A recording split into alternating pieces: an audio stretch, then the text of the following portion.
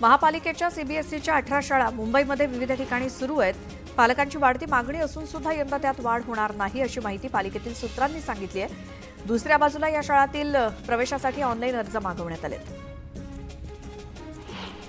जात प्रमाणपत्र सादर करण्यास मुदतवाढ दिल्यामुळे व्यावसायिक अभ्यासक्रमांना प्रवेश घेतलेल्या मराठा विद्यार्थ्यांना दिलासा मिळाला आहे. राज्य सीईटी सेलनं मराठा समाजाच्या विद्यार्थ्यांना एससीबीसी प्रमाणपत्र सादर करण्याच्या सूचना केल्या आहेत. नवीन वर्षाच्या सुरुवातीला सर्वसामान्यांच्या खिशाला कात्री बसणार आहे. नवीन वर्षात जीएसटी, व्हिसा नियम आणि मोबाईल डेटा शुल्कामध्ये वाढ होणार आहे, तर एलपीजी गॅसच्या दरात देखील वाढ होणार आहे.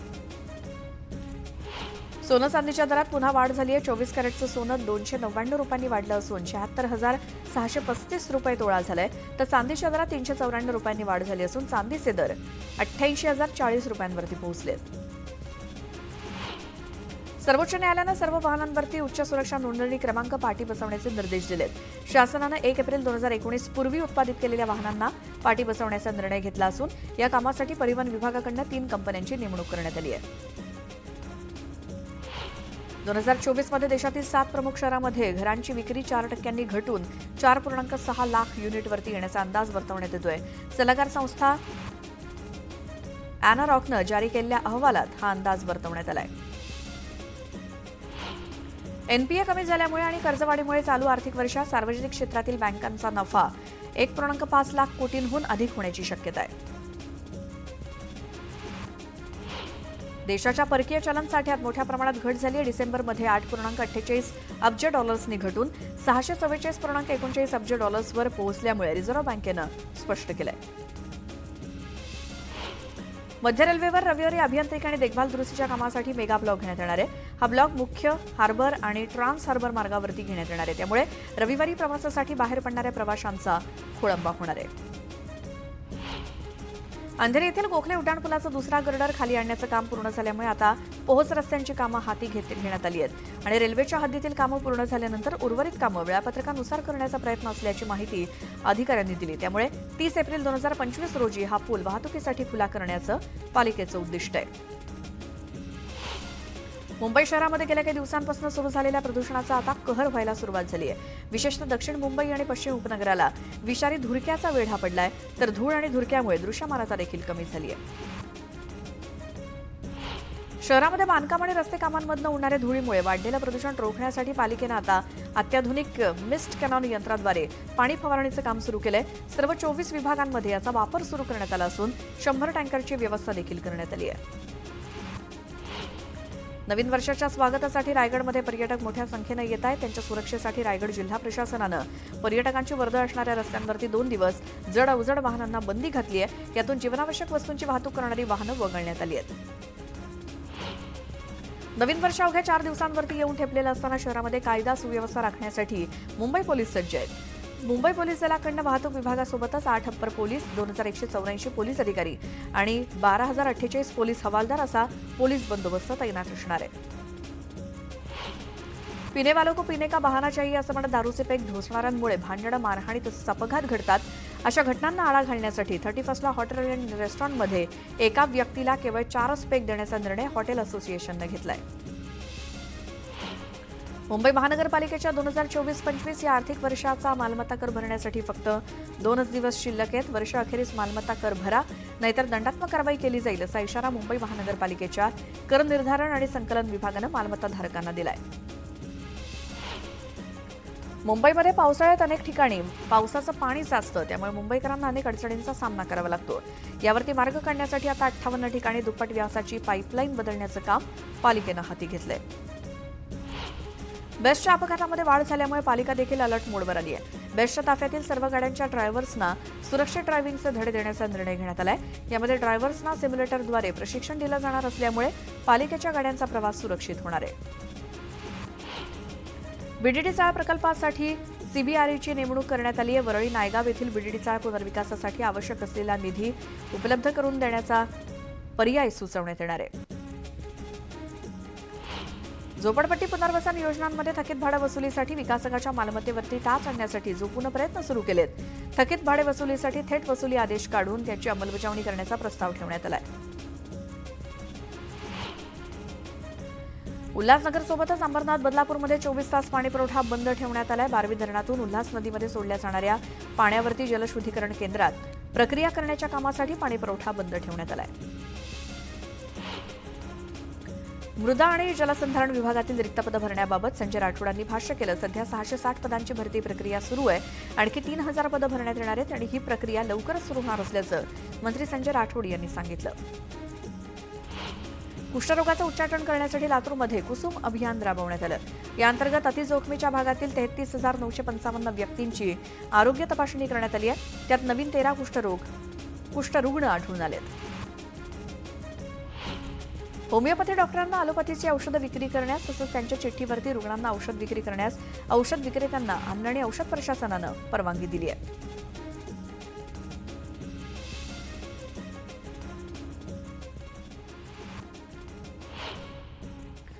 आणि यानंतर एक महत्त्वाची बातमी बघूयात। बीडमधील राजकारणाचे एक एक पदर आता उलगडू लागलेत। संतोष देशमुख हत्या प्रकरणानंतर बीडमधील राजकारण उफाळून आलंय। सत्ताधारी आमदार एकमेकांवरती आरोप प्रत्यारोप करतायत, मात्र त्यातून इथल्या बाहुबली राजकारणाचा उलगडा होऊ लागलाय। तसंच परळी पॅटर्न सुद्धा चर्चेत आलाय। आणि आम्ही आपलं त्यांचं बघत असतो, रश्मिका मंडाना, परत ते कोणती हिरोईन ते लय नाचते बो जास्त, हा लय कंबार राहिली तिथे, Sapna Chaudhary. Event management politics ज्यांना कोणाला भविष्यात करायचं असेल तर त्यांनी परळीला यावं, तिथं शिक्षण घ्यावं। भाजपचे आमदार सुरेश धस यांचा रोख नेमका कुणाकडे आहे हे वेगळं सांगण्याची आवश्यकता नाही। सरपंच संतोष देशमुख हत्या प्रकरणावरनं गेल्या काही दिवसांपासून धस यांनी अप्रत्यक्षपणे धनंजय मुंडेंना टार्गेट केलंय। त्यांच्याकडनं रोज नवनवीन आरोप केले जात आहेत, त्यामुळे या प्रकरणाची धग कायम आहे। अशातच बीड जिल्ह्याच्या राजकारणातील बाहुबली कल्चरच्या चर्चेलाही तोंड फुटलंय। उत्तरेकडच्या राज्यांमध्ये बाहुबली नेत्यांच्या दबंगगिरीची नेहमीच चर्चा रंगते। बंदुकीच्या जोरावर दहशत निर्माण करणं, मनोरंजनासाठी नृत्यांगनांच्या कार्यक्रमाचं आयोजन करून हवेत गोळीबार करत आपली शेखी मिरवण्याचे प्रकार सर्रास पाहायला मिळतात। पण बीड जिल्ह्यातही तेच कल्चर फोफावल्याचा आरोप होतोय। भाजपचे आमदार सुरेश धस यांनी याला तोंड फोडलंय। आम्ही आपलं त्यांचं बघत असतो, रश्मिका मंडाना, परत ते कोणती हिरोईन ते लय नाचते बो जास्त, हा लय कंबार राहिली तिथे, सपना चौधरी। असे इव्हेंट बघायचे यांचे, इव्हेंट मॅनेजमेंट पॉलिटिक्स ज्यांना कोणाला भविष्यात करायचं असेल तर त्यांनी परळीला यावं। सप्टेंबर महिन्यात धनंजय मुंडेंच्या नाथ प्रतिष्ठानकडनं परळीमध्ये सांस्कृतिक कार्यक्रमाचं आयोजन केलं गेलं होतं। त्या कार्यक्रमासाठी पुष्पा फेम दाक्षिणात्य अभिनेत्री रश्मिका मंदाना, कृती सेनॉन या अभिनेत्रींना पाचारण केलं गेलं आणि तोच संदर्भ देत धस यांनी मुंडेंवर निशाणा साधलाय। प्राजक्ता माळी, प्राजक्ता माळी सुद्धा आमच्या इकडे येतात बरं का। हे सगळं जर काही बघायचं असेल तर, चित्रपट नवीन कोणाला काढायचा असेल तर अशा मोठ्या ज्या विभूती आहेत, विभूती म्हणतो मी, अशा मोठ्या विभूती त्यांच्या तारखा, त्यांच्या डेट्स कशा कशा पद्धतीने मिळतात। गेल्या अनेक वर्षांपासून परळीमध्ये धनंजय मुंडेंच्या प्रतिष्ठानकडनं परळीत अशा पद्धतीनं सांस्कृतिक कार्यक्रमांचं आयोजन केलं जात आहे। यंदाही बॉलिवूड आणि दाक्षिणात्य अभिनेत्रींनी पायधूळ झाडली होती। विशेष म्हणजे या अभिनेत्रींना अशा कार्यक्रमासाठी कोट्यवधींची बिदागी द्यावी लागते अशी बॉलिवूडमध्ये चर्चा आहे आणि त्यामुळेच परळीतील हे सांस्कृतिक कार्यक्रम कायमच चर्चेत राहिले। खरं तर यापूर्वीही त्यांच्या कार्यक्रमावरनं राजकीय टीका झालेली, त्यावेळी धनंजय मुंडेंनी आपल्या विरोधकांच्या टीकेला शेरो शायरीतनं प्रत्युत्तर दिलं होतं। परळीत महोत्सव होतोय आणि तो महोत्सव झाला तर त्याला बदनाम कसं करायचं हाही प्रकार चालू है। हम में नाम है इसीलिए तो आप हमें बदनाम कर रहे हो।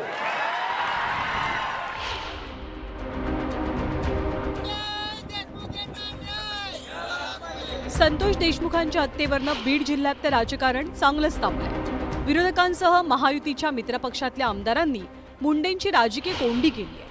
अशातच बीड जिल्ह्यातल्या बंदूकबाजांवरनं आरोप प्रत्यारोपांच्या फैरी झडू लागलाय। त्यातच सुरेश धस यांनी आरोपांची राळ उडवली आहे. हे आपलं विमान 60,000वरून खाली आणा, तुम्हाला राजकारण सुसायला लागले, तुम्हाला पालकमंत्रीपद दिसायला लागले, तुमचं पालकमंत्रीपद तुम्हाला लखला. अरे बाबा परत हो पालकमंत्री बरं का. आमचं लेकरो मेले त्याचे अर्थ किंकाळी आम्ही मांडतोय.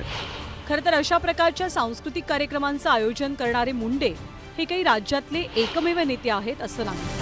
राज्यात अनेक नेत्यांकडनं अशा प्रकारच्या कार्यक्रमांचं आयोजन केलं जातं. पण आता मस्साजोग प्रकरणामुळे मुंडे विरोधकांच्या टार्गेटवरती आले आणि त्यातूनच बाहुबली नेत्यांचं कल्चरही चर्चेत आलंय.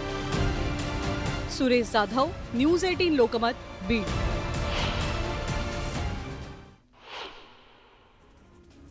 भारताचे माजी पंतप्रधान डॉक्टर मनमोहन सिंग यांचं गुरुवारी वयाच्या 92व्या वर्षी निधन झालं.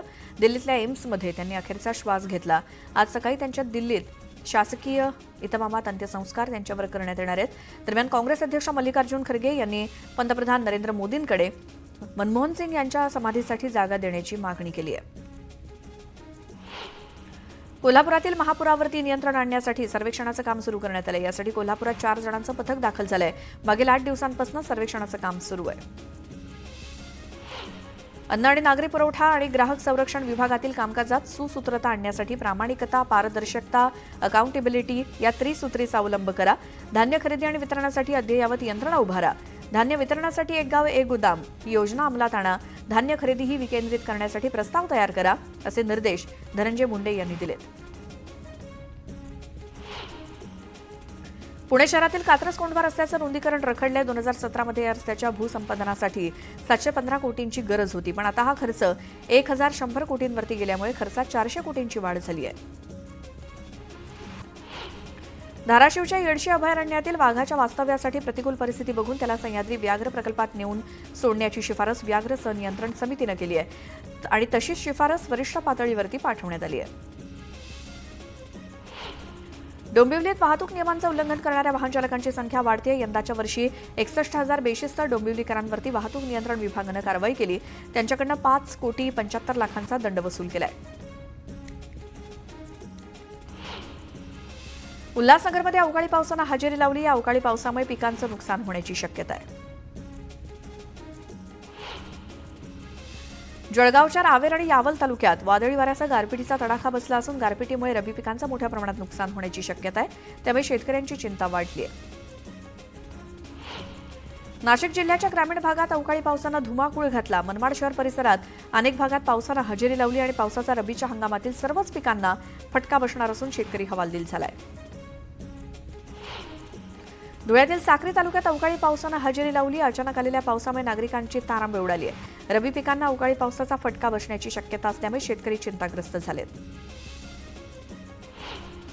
भुसावळ तालुक्यातील वरणगाव परिसरात अवकाळी पावसानं हजेरी लावली. अचानक आलेल्या पावसामुळे बळीराजा आर्थिक संकटात सापडण्याची शक्यता आहे. शेतात काढलेले कांदे खराब होण्याची भीती आहे.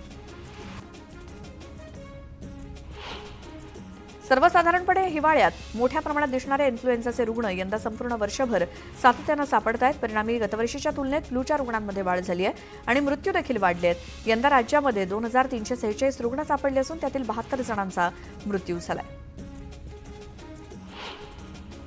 शेतकऱ्यांना केवळ 10% रक्कम भरून मागेल त्याला सौर कृषी पंप या योजनेच्या अंमलबजावणीमध्ये महाराष्ट्रानं देशात अव्वल स्थान पटकावलंय. योजनेच्या माध्यमातून डिसेंबर महिन्यात दररोज सरासरी 844 पंप राज्यामध्ये बसवण्यात आल्याची माहिती महावितरणच्या अध्यक्षांनी दिली. राज्यभरात थंडीचा कडाका वाढता सुक्या मेव्याच्या उत्पादनावर सुद्धा मोठा परिणाम झालाय. विविध प्रकारच्या सुक्या मेव्याच्या दरात 15 ते 20% वाढ झाली आहे. मागील आठवड्याच्या तुलनेत या आठवड्यात सोयाबीनच्या दरात 2% घट झाली. सोयाबीनला सरासरी 4,100 रुपयांचा भाव मिळतोय. नाशिक जिल्ह्यात लाल कांद्याची आवक वाढली आहे. तब्बल 78,000 क्विंटल लाल कांद्याची आवक झाली असून कांद्याला 1,500 ते 2,500 रुपयांपर्यंतचा दर मिळतोय. पुणे बाजार समितीत मक्याची आवक मंदावली आहे. केवळ 8,978 क्विंटल मक्याची आवक झाली तर मक्याला प्रति क्विंटल 2,232 रुपयांचा दर मिळतोय. लातूर बाजारात सोयाबीनची सरासरी किंमत 4,100 रुपये प्रति क्विंटल होती आणि मागील आठवड्याच्या तुलनेत या किमतीत 0.2% घट झाली आहे. तर मागील आठवड्याच्या तुलनेत सोयाबीनची आवक राष्ट्रीय पातळीवरती 7% वाढली आहे. माजी क्रिकेटर विनोद कांबळीच्या प्रकृतीत सुधारणा होत असल्याची माहिती डॉक्टर विवेक द्विवेदींनी दिली. तर विनोद कांबळीवर यापुढे मोफत ट्रीटमेंट केली जाणार आहे.